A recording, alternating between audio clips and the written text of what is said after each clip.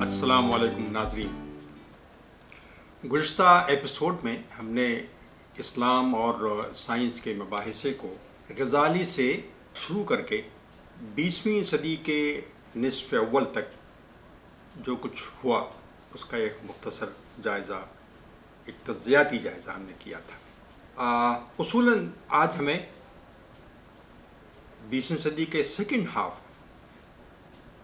میں یہ ڈیبیٹ کہاں پہنچی، کیا رخ اختیار کی، اس پر گفتگو کرنی چاہیے تھی، لیکن تھوڑا سا میں نے امینڈ کیا ہے اور میں یہ چاہتا ہوں کہ یہ بھی بتا دوں ساتھ ساتھ اپنے ناظرین کو کہ اس دوران یورپ میں کیا ہوتا رہا، یعنی یورپ میں ایک تو سائنس کی دنیا میں کیا ہوتا رہا، تو ایک بہت طویل اور بہت وسیع موضوع ہے، اس پر ہم زیادہ گفتگو نہیں کر پائیں گے، لیکن میں یہ بھی بتانا چاہوں گا کہ کیا کوئی رد عمل، کیا کوئی ری ایکشن یورپی انٹلیکچوئلس کی طرف سے، یورپی عام لوگوں کی طرف سے سائنس اور اس کے اثرات سے متعلق دیکھنے میں آیا۔ یہ میرا خیال ہے یہ گفتگو ہمارے اس ٹوٹل پورے مباحثے کے لیے بہت ضروری ہے۔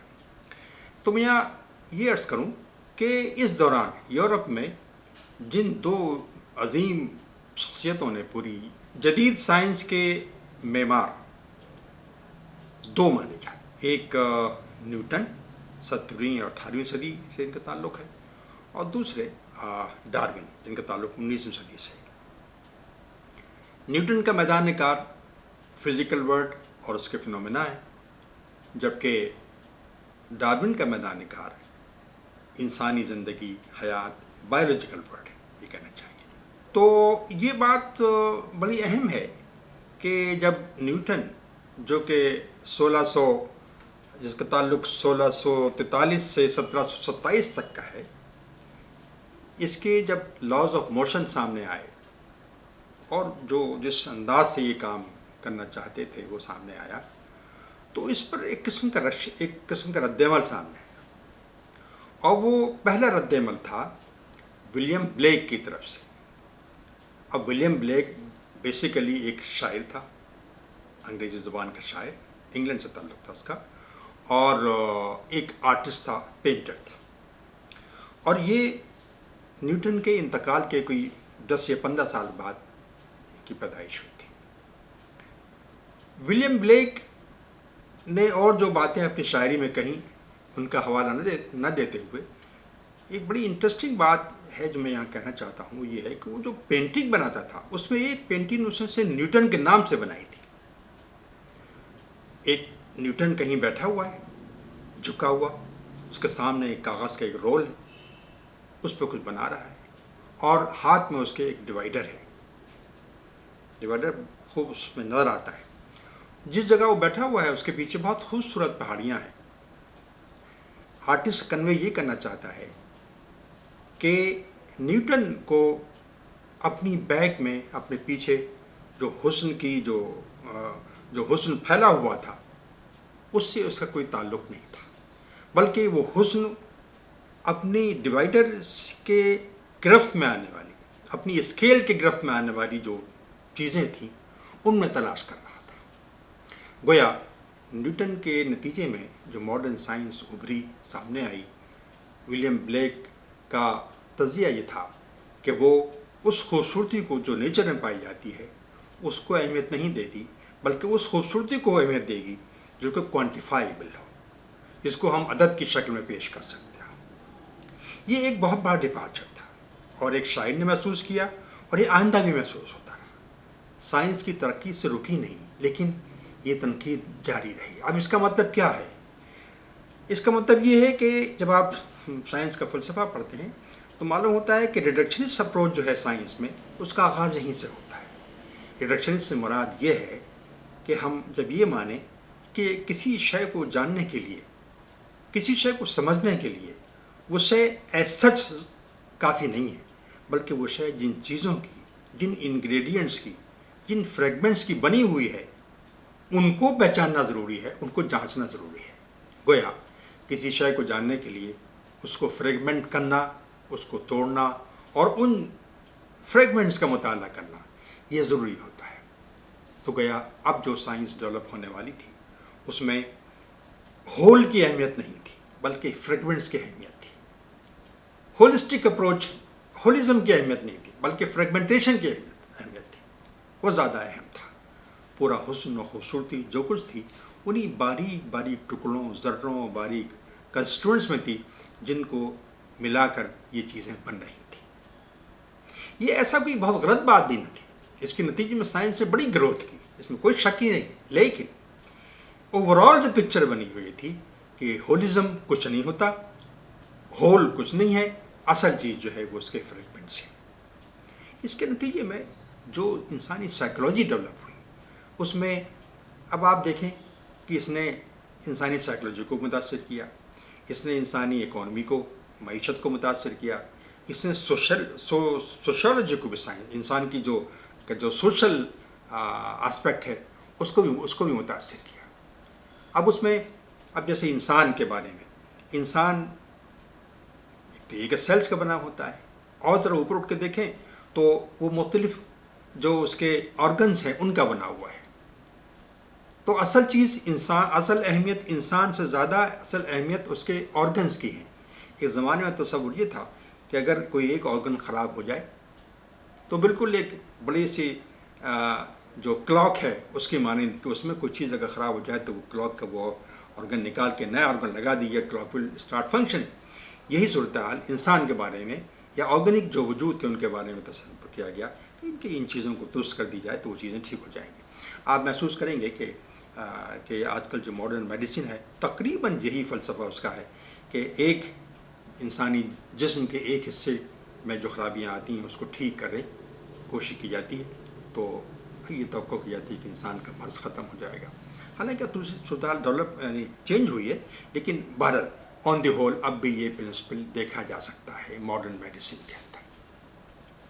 تو یہ اس نے پوری چیز کو سب کو متاثر کیا، اس نے پالیٹکس کو متاثر کیا. اب اس وقت اتنا فرصت نہیں ہے، اتنا وقت نہیں ہے کہ ہم تمام آسپیکٹ کا تجزیہ کریں. البتہ بتانا یہ ہے کہ اس کے نتیجے میں انسان کی جو بہت سی اندرونی ریچز تھی، جو اس کے اندرونی جو عمق تھا، جو گہرائی تھی، وہ ختم ہوتی چلی گئی. اس کی کوئی اہمیت نہیں رہی. انسان کے سوچ کیا ہے، انسان کے ریلیشنز کیا ہے، انسان کیا محسوس کرتا ہے، حسن کیا ہے، خوبصورتی کیا ہے، عشق کیا ہے، محبت کیا ہے، رشتے کیا ہیں، ان کی اہمیت کم ہوتی چلی گئی. اور آن دی ہول وہی چیزیں ریئل کہلائیں جو کہ کوانٹیفائیبل تھی، جن کو ہم میزر کر سکتے تھے. ترقی وہ ہے جس کو ہم میزر کر سکیں، خوشی وہ ہے جس کو میزر کیا جا سکتا ہو، وغیرہ وغیرہ. یہ اس کے ریپرکشنز ہوئے. ان کے خلاف لوگ لکھتے رہے، بولتے رہے. لیکن 1886 میں فرانس میں ایک صاحب پیدا ہوئے جن کا نام تھا رینے گیلوں. یہ بیسیکلی ایک میتھمیٹیشین تھے، لیکن ان کا مطالعہ آہستہ آہستہ جو ان کا مطالعہ ہوا وہ میٹا فزکس، ریلیجن، مسٹیسزم وغیرہ وغیرہ ان سب کی طرف ہوتا گیا. اور انہوں نے سائنس کے نتیجے میں ہونے والے ان اثرات کا بڑا گہرا مطالعہ کیا اور ایک نتیجے پر پہنچے. ان کا کہنا یہ تھا، انہوں نے مشہور کتاب لکھی رین آف کوانٹٹی، یعنی عددیت یا شماریات کی عملداری، شماریات کا غلبہ، یعنی ہر چیز محض عدد کی شکل میں. آپ محسوس کر سکتے ہیں کہ اگر ہر چیز کو عدد کی شکل میں پیش کیا جائے تو کہاں کہاں نقصان ہوگا. بہت چیزیں ایکسپلین کرنے کی نہیں ہے، لیکن بات واضح ہے کہ بڑی اہم چیزیں انسان کے اندرونی چیزیں ختم ہو جائیں گی. لیکن انہوں نے اس کو بڑی شدت سے محسوس کیا.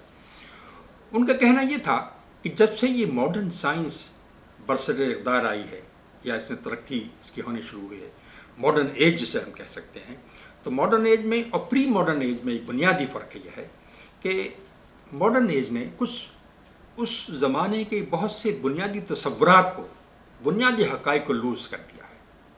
ان کا کہنا یہ تھا کہ پہلے زمانے میں انسان یہ یقین رکھتا تھا کہ اس کائنات کا ایک خدا ہے. اب خدا ایک ہے یا 10 ہیں اس سے کوئی بحث نہیں ہے.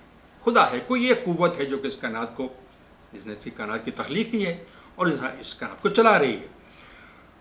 تو پوری کائنات کے بارے میں یہ تھا کہ اس میں کچھ قوتیں ہیں جو کار فرما ہیں اور ان پر ہر سب انسان یقین رکھتے تھے.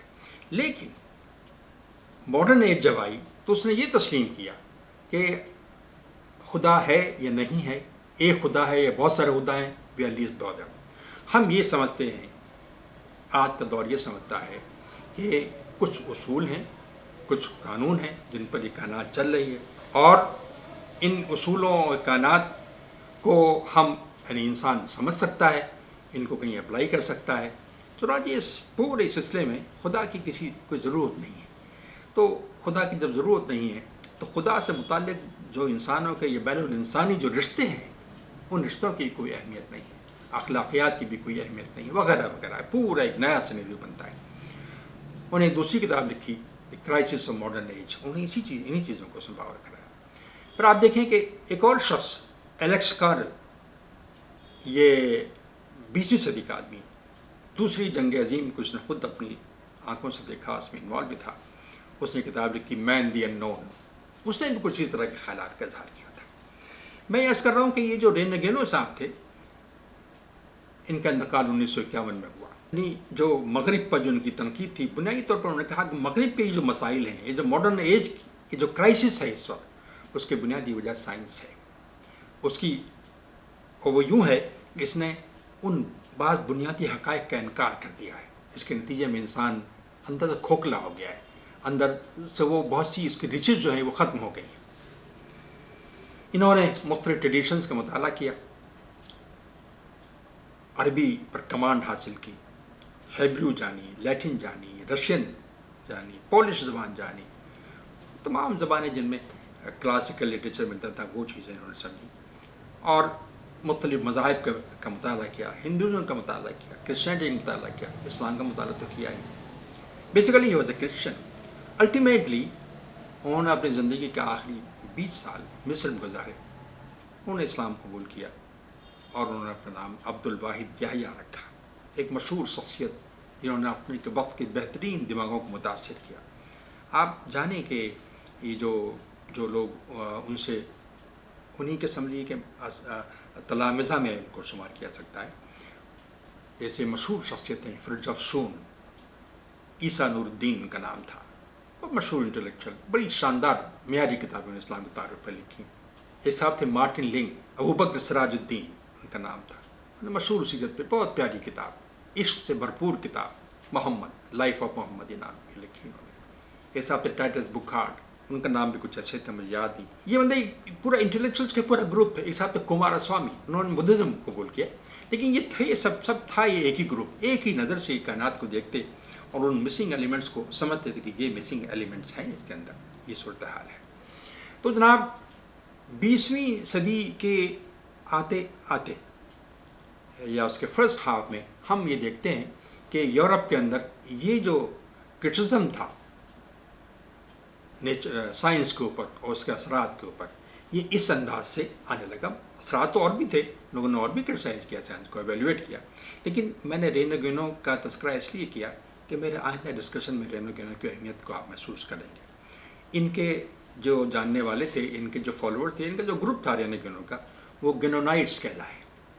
اور انہوں نے یہ بات پرپوز کی کہ زندگی میں تصوف کا مس ہونا جو ہے، تصوف کی ویلیوز کا مس ہونا جو ہے، اس کے نتیجے میں یہ کرائسس پیدا ہوا ہے. اور تصوف کی جڑیں بنیادی طور پر اس کی جڑیں اسلام میں پیوست ہیں.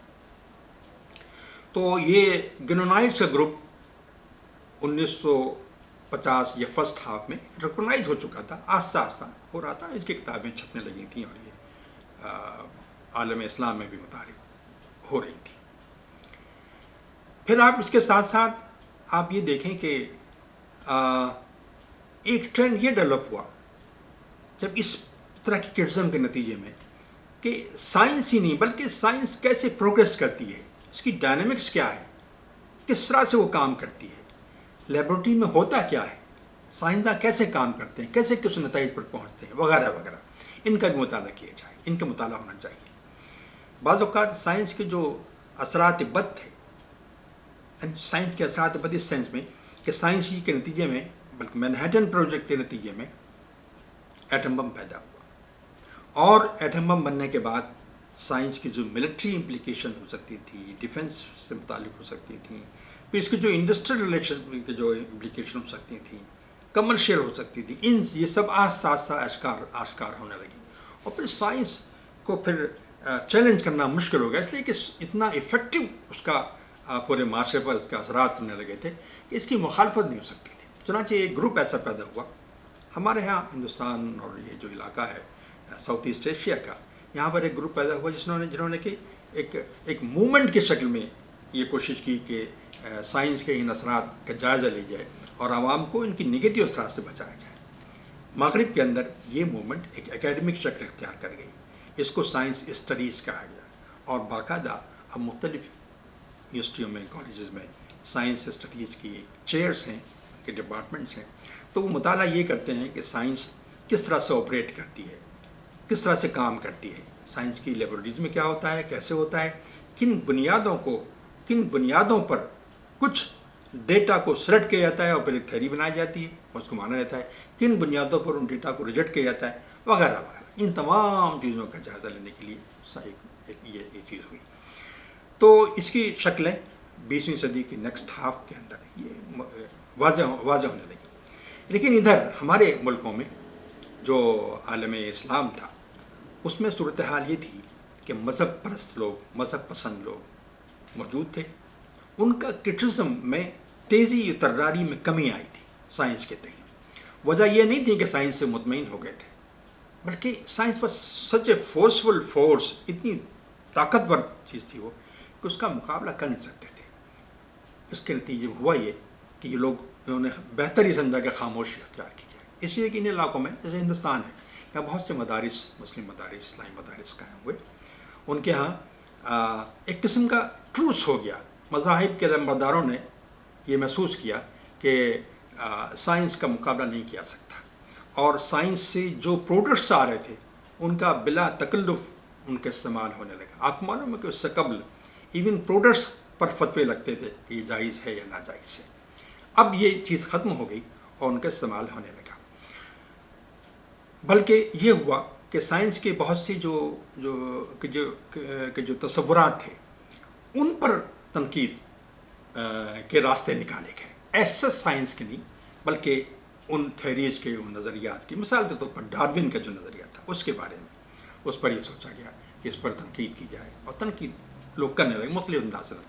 اس تنقید کے بارے میں دو باتیں اور بتا دوں تاکہ زیادہ پکچر زیادہ کلیئر ہو جاتی ہے کہ اب ہم جس وقت میں داخل ہو رہے ہیں وہ ہندوستان 20ویں صدی کا نیکسٹ ہاف ہے، اور نیکسٹ ہاف میں زور یہی تھا کہ سائنس کے مختلف نظریات پر تنقید ہو. سائنس کو ایز سچ نہیں بلکہ بعض نظریات پر. تو سب سے زیادہ اس میں تنقید ہوئی وہ ڈارون کا نظریہ ارتقاء تھا. لیکن میں ڈارون کے بارے میں اور نیوٹن کے بارے میں دو باتیں بتا دوں تاکہ بات کلیئر رہے، تاکہ واضح رہے. دیکھیے نیوٹن جو تھا نا، بیسیکلی واز اے کرسچن، لیکن وہ ٹرینٹی کا مخالف تھا، تثلیث کا مخالف تھا. اور یہ بات معلوم ہونی چاہیے کہ جو لوگ اس زمانے میں ٹرینٹی کے خلاف کام کر رہے ہوتے تھے، اس کی مخالفت میں کرتے تھے، ان کو چندے دیتا تھا. تو آپ اندازہ لگا سکیں گے کہ اس کی مینٹلٹی کیا رہی ہوگی. اس طرح ڈارون کے بارے میں مشہور ہے. حالانکہ ہم لوگ بہت جب تیزی سے بولتے ہیں تو ڈارون ان سب کو ہم ایتھیسٹ قرار دیتے ہیں. ہمارے یہاں یہ عام طور پہ بغیر جانے کر دیتے ہیں. ایسا تھا نہیں.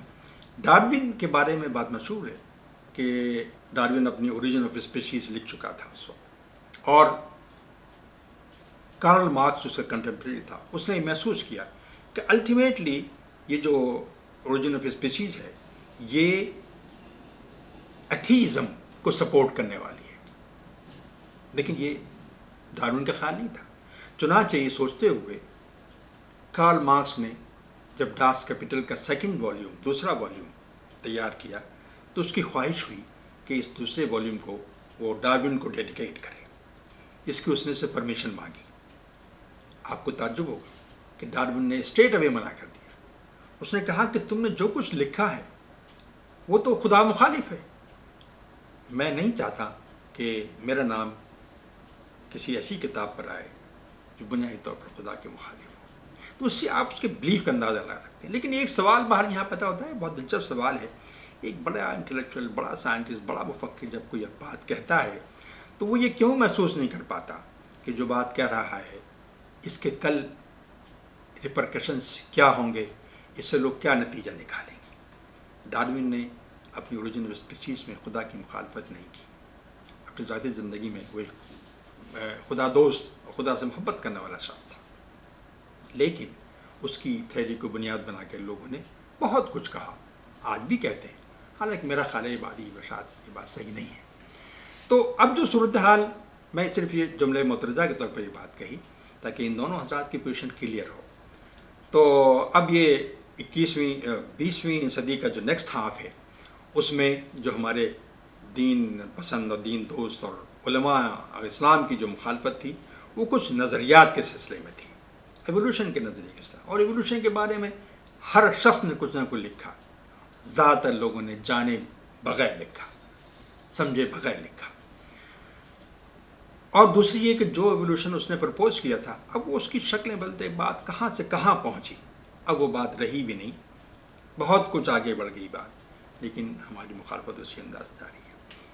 دوسری بات اسلام پسند اور مذہبی لوگوں میں یہ ہوئی کہ جو سائنس کچھ باتیں ایسی کہہ رہی تھی، انہوں نے یہ کوشش کی کہ اس کو سمجھا جائے اور دیکھا جائے کیا یہ چیز اپلیکیبل ہے یا نہیں۔ مثال کے طور پر کچھ مسائل جیسے کلوننگ ہے، اب کلوننگ کے سلسلے میں یا آرگن ٹرانسپلانٹ ہے، یہ خالصتاً سائنس کا ایشو تھا، لیکن اس میں کچھ چھپے ہوئے انسانی فائدے بھی تھے، چنانچہ فقہائے اسلام نے، علماء اسلام نے ان مسائل کو ایڈریس کرنے کی کوشش کی اور یہ سمجھنے کی کوشش کی کہ ان کے اثرات کیا پڑیں گے۔ انہوں نے خود بھی سمجھا اور جو اس فیلڈ کے ایکسپرٹس ہیں ان کو بلا کے بھی سمجھایا، تو گئے ایک قسم کے ایسے فضا پیدا ہوئی جو ایک انڈرسٹینڈنگ کہ سائنس کے بارے میں، سائنس کیا ہے اور کیسے کام کرتے وغیرہ وغیرہ، اس سلسلے میں ایک فکر مندی پیدا ہوئی کہ جانا جائے اور اس کے بعد سوچ سمجھ کر پھر اسٹینڈ لی جائے۔ لیکن ایک بات واضح رہنی چاہیے کہ جتنے ہمارے مدارس تھے، یہ تھوڑا سا اپروچ پازیٹیو تو ہوئی سائنس کی طرف، لیکن یہ اپنے اداروں میں سائنس کا تعارف کرانے کے لیے بالکل بھی تیار نہیں تھے۔ ایک بات تو یہ، دوسری بات یہ کہ ان اداروں میں پہلے سے جو سائنس چلی آ رہی تھی، جو یقیناً ٹریڈیشنل سائنس تھی، اس میں اسٹرونومی کا ایک رول تھا، وہ بھی اب ان کے یہاں ختم ہو گئی، اس کے جاننے والے بھی اب نہیں پائے جاتے۔ یہ آپ کو معلوم ہے کہ مختلف مساجد میں نماز کے اوقات، مختلف نمازوں کے اوقات کا جو چارٹ بنتا ہے، یہ دور جدید کی خبروں سے لے کر نہیں بنتا، بلکہ ایک زمانے میں ہمارے علماء نے مختلف علاقوں کے اندر ان اوقات کا ایک نقشہ تیار کیا۔ یہ لوگ جانتے تھے، یہ لوگ سوچتے تھے، تاروں کی پوزیشن، صبح سویرے اٹھتے اور دیکھتے کیا ہو رہا ہے، اس کے بعد سے پھر وہ سب طے کرتے، وہ نقشہ انہوں نے بنایا تھا۔ وہ نقشہ بالکل ویلڈ ہے، آج بھی چل رہا ہے، لیکن اب ایسے لوگ نہیں رہے جو اس طرح کے نقشوں کو بنا سکیں۔ تو گویا کہ وہ سائنس جو پہلے سے چلی آ رہی تھی وہ بھی اداروں میں ختم ہو گئی، اور سائنس کی اب لوگ ایسی آوازیں بھی اٹھنے لگیں کہ سائنس کو پڑھنا چاہیے، لیکن اپنے اداروں میں ان کو شامل کرنے کے لیے کوئی بھی تیار نہیں تھا۔ اس سلسلے میں ایک بات اور یہ بات اس کا تعارف کرا کے میں بات کو ختم کروں گا کہ ایسی کتابیں بہت پاپولر ہوئیں جو یہ بتاتی تھی کہ سائنس جو کچھ آج کہہ رہی ہے، قرآن ان کو صحیح گردانتا ہے، قرآن نے ان باتوں کو صحیح طور پہ کہا کہ یہ صحیح ہے۔ اس میں بعض کتابیں ترکی میں لکھی گئیں، کچھ کتابیں مغرب میں لکھی گئیں، کچھ کتابیں ہمارے بر صغیر میں لکھی گئیں۔ تو یہ ٹرینڈ چلا کہ قرآن کے کلیمز کو سائنس کے ذریعے ثابت کیا جائے کہ یہ صحیح ہے، اور سائنس کے کلیم کو قرآن کے ذریعے ثابت کی جائے۔ یہ ایک بڑی پاپولر ایک قسم کی ٹرینڈ ایک چلی جو خاصی پاپولر ہوئی عالم اسلام کے اندر، اور اسی کو سامنے رکھتے ہوئے خاص طور سے ایمبریولوجی، یعنی کہ انسان کی پیدائش، ماں کے پیٹ میں انسان کی پیدائش کے جن مراحل سے گزرتی ہے، یہ کہا گیا کہ قرآن ان کو ایکسپلین کرتا ہے، اور اس کو بڑا گہرا مطالعہ کر کے یہ ثابت کیا گیا کہ قرآن نے وہی باتیں کہی ہیں جو کہ آج ایمبریولوجی کا علم ہمیں بتاتا ہے۔ اعجاز القرآن کے نام سے سعودی عربیہ میں ایک ادارہ قائم ہوا، اور قرآن کا معجزہ، قرآن کے اس کو سمجھنے کے لیے، خاص طور سے یہ چیز سمجھنے کے لیے تو یہ چیزیں قائم ہوئی، بڑے بڑے ادارے قائم ہوئے، لوگوں نے قائم کیے اور لوگوں نے کام کیا. گویا یہ وقت، یہ دور سیکنڈ جو ہاف ہے اس میں تقریباً آدھا دور وہ ہے جس میں مسلمان اس بات پر مطمئن تھے، مسلمان مفکرین اور عام لوگ بھی، کہ قرآن وہی باتیں کہتا ہے جو کہ سائنس کہہ رہی ہے، یا یہ کہیے کہ قرآن از اے سائنٹیفک بک. یہ صورتحال تھی اس وقت. اب ایک دوسرا دور آتا ہے، میں انشاءاللہ اس گفتگو کو اگلے ایپیسوڈ کے لیے مؤخر کرتا ہوں. اس میں بتانے کی کوشش کروں گا کہ اس طرح کی اپروچ کا کیا اثر ہوا، اس پر تنقید کیسے ہوئی، اور پھر وہ جو گروپ قائم ہوا تھا یورپ میں کینونائٹس اور سائنس اسٹڈیز کے حوالے سے، وہ اس ہمارے ملک بر صغیر ہند و پاک میں کس طرح سے مؤثر ہوا، کس طرح سے پھیلا، اور کیسے کیسے گروپ آئیڈینٹیفائی ہوئے، اور سائنس اور مذہب کی جو مباحثہ ہے وہ کہاں تک پہنچا. انشاءاللہ آئندہ ایپیسوڈ میں اللہ ہمارا اور آپ کا سب کا حامی و ناصر ہو.